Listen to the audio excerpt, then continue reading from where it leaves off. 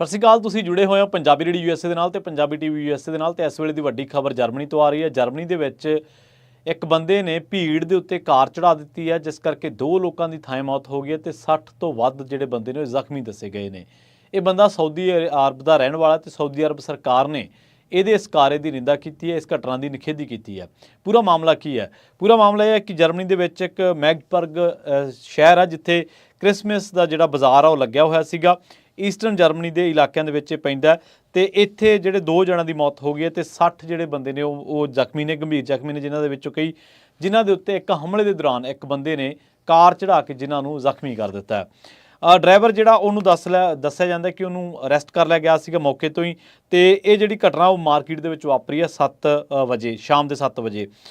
ਦੱਸਿਆ ਜਾ ਰਿਹਾ ਕਿ ਜਿਹੜੀ ਇੱਕ ਫੁਟੇਜ ਹੈ ਇਸ ਮਾਮਲੇ ਦੀ, ਪੂਰੇ ਮਾਮਲੇ ਦੀ, ਉਹ ਬਾਹਰ ਆਈ ਹੈ ਤੇ ਜਿਹੜੀ ਜਰਮਨ ਦੀ ਨਿਊਜ਼ ਏਜੰਸੀ ਹੈ ਇੱਕ DPA, ਉਹਨੇ ਦੱਸਿਆ ਕਿ ਇੱਕ ਜਿਹੜੀ ਵਾਕ ਆ ਉਹਦੇ ਜਿਹੜੀ ਬਾਜ਼ਾਰ ਦੇ ਵਿੱਚ ਇੱਕ ਗਲੀ ਹੁੰਦੀ ਹੈ, ਸਟਰੀਟ ਹੁੰਦੀ ਆ, ਉੱਥੇ ਲੋਕ ਜਾ ਰਹੇ ਨੇ, ਉਹ ਦੇਖ ਰਹੇ ਨੇ ਬਾਜ਼ਾਰ ਦੇ ਨਜ਼ਾਰਿਆਂ ਨੂੰ ਜਾਂ ਜੋ ਵੀ ਸਜਾਵਟ ਉੱਥੇ ਕੀਤੀ ਹੋਈ ਹੈ। ਤੇ ਇਸੇ ਦਰਮਿਆਨ ਇੱਕ ਬੰਦਾ ਆਉਂਦਾ, ਬੜੀ ਤੇਜ਼ ਰਫ਼ਤਾਰ ਕਾਰ ਜਿਹੜਾ ਉਹ ਚੜਾ ਦਿੰਦਾ ਸਾਰਿਆਂ ਦੇ ਉੱਤੇ, ਭੀੜ ਦੇ ਉੱਤੇ।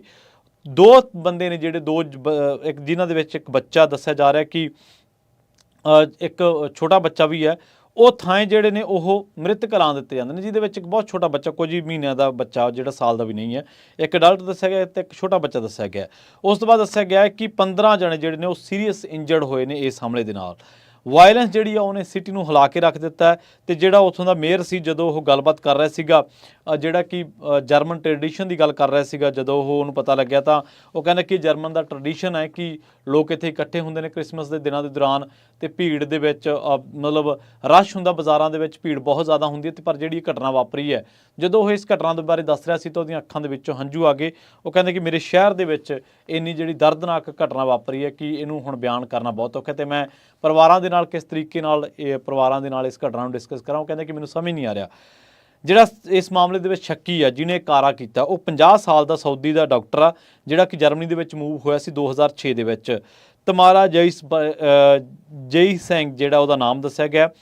ਇੰਟੀਰੀਅਰ ਮਿਨਿਸਟਰ ਜਿਹੜੇ ਕਿ ਸਟੇਟ ਹੈ ਇਹਦੀ, ਸੈਕਸੋਨੀ ਅਨਹਾਲਟ ਸਟੇਟ ਦਾ ਨਾਮ ਹੈ, ਉਹਨਾਂ ਨੇ ਦੱਸਿਆ ਇੱਕ ਨਿਊਜ਼ ਕਾਨਫਰੰਸ ਦੇ ਵਿੱਚ। ਤੇ ਉਹ ਕਹਿੰਦੇ ਕਿ ਪ੍ਰੈਕਟਿਸ ਕਰ ਰਿਹਾ ਸੀ ਮੈਡੀਸਨ ਦੀ ਮੈਗਡਬਰਗ ਦੇ ਇਲਾਕੇ ਦੇ ਵਿੱਚ, ਉੱਥੇ ਹੀ 40 ਕਿਲੋਮੀਟਰ ਜਿਹੜਾ ਮੇਨ ਬਰਨਬਰਗ ਆ ਜਿਹੜਾ ਇਲਾਕਾ, ਉੱਥੇ ਇਹ ਪ੍ਰੈਕਟਿਸ ਕਰ ਰਿਹਾ ਸੀ ਮੈਡੀਸਨ ਦੀ।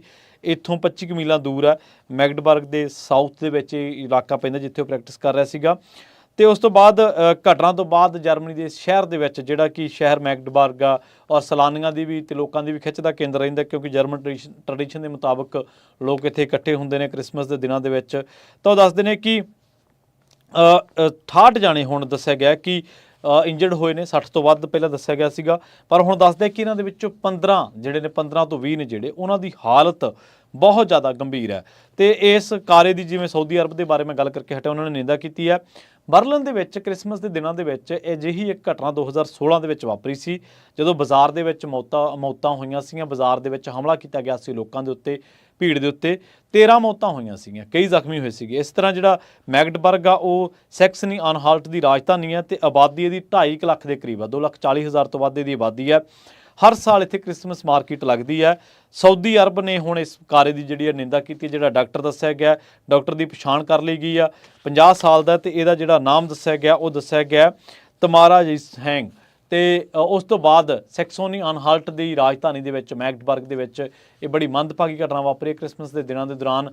ਔਰ ਇਹਦੇ ਵਿੱਚ ਸਾਊਦੀ ਅਰਬੀਆ ਦਾ ਜਿਹੜਾ ਰਹਿਣ ਵਾਲਾ 50 ਸਾਲਾ ਡਾਕਟਰ ਆ, ਜਿਹੜਾ ਪ੍ਰੈਕਟਿਸ ਕਰ ਰਿਹਾ ਇਸ ਟਾਈਮ ਬਰਨਬਰਗ ਇਲਾਕਿਆਂ ਦੇ ਵਿੱਚ, ਜਿਹੜੇ ਕਿ ਇਸ ਵਾਰਦਾਤ ਵਾਲੀ ਥਾਂ ਤੋਂ ਤਕਰੀਬਨ 40 ਕਿਲੋਮੀਟਰ 25 ਮੀਲਾਂ ਦੂਰ ਪੈਂਦਾ, ਸਾਊਥ ਦੇ ਇਲਾਕਿਆਂ ਦੇ ਵਿੱਚ ਪੈਂਦਾ। ਤੇ ਇਹ ਜਿਹੜੀ ਘਟਨਾ ਵਾਪਰੀ ਆ, ਉਹ ਵਾਪਰੀ ਹੈ ਈਸਟਰਨ ਇਲਾਕੇ ਜਰਮਨੀ ਦੇ, ਜਿਹੜਾ ਸ਼ਹਿਰ ਹੈ ਮੈਗਡਬਰਗ, ਸੈਕਸਨੀ ਅਨਹਾਲਟ ਦੀ ਰਾਜਧਾਨੀ ਹੈ ਇਹ। ਤੇ ਉੱਥੇ ਇਹ ਘਟਨਾ ਵਾਪਰੀ, ਜਿਹਦੀ ਲੋਕਾਂ ਦੇ ਵੱਲੋਂ ਜਿਹੜੀ ਆ ਵੱਡੇ ਪੱਧਰ ਤੇ ਨਿੰਦਾ ਕੀਤੀ ਜਾ ਰਹੀ ਹੈ। ਔਰ ਕ੍ਰਿਸਮਸ ਦੇ ਦਿਨਾਂ ਦੇ ਦੌਰਾਨ ਜਿਹੜੇ ਵੀ ਲੋਕ ਆਪਣੇ ਪਰਿਵਾਰਾਂ ਸਮੇਤ ਬਾਜ਼ਾਰਾਂ ਦੇ ਵਿੱਚ ਨਿਕਲ ਰਹੇ ਨੇ, ਔਰ ਖਾਸ ਕਰਕੇ ਉਹਨਾਂ ਇਲਾਕਿਆਂ ਦੇ ਵਿੱਚ ਜਿੱਥੇ ਬਹੁਤ ਜ਼ਿਆਦਾ ਭੀੜਾਂ ਹੋ ਰਹੀਆਂ ਨੇ ਜਾਂ ਜਿੱਥੇ ਪਹਿਲਾਂ ਹਮਲੇ ਹੋ ਚੁੱਕੇ ਨੇ, ਉਹ ਆਪਣੀ ਸੁਰੱਖਿਆ ਦਾ ਖਿਆਲ, ਆਪਣੇ ਬੱਚਿਆਂ ਦਾ ਖਿਆਲ, ਆਪਣੇ ਮਾਪਿਆਂ ਦਾ ਖਿਆਲ, ਆਪਣੇ ਆਲੇ ਦੁਆਲੇ ਦਾ ਖਿਆਲ ਜ਼ਰੂਰ ਰੱਖਣ। ਸਤਰਕ ਰਹਿਣ, ਅਲਰਟ ਰਹਿਣ। ਬਹੁਤ ਬਹੁਤ ਧੰਨਵਾਦ। ਜੁੜੇ ਰਹੋ ਪੰਜਾਬੀ ਰੇਡੀਓ ਯੂਐਸਏ ਦੇ ਨਾਲ। ਪੰਜਾਬੀ ਟੀਵੀ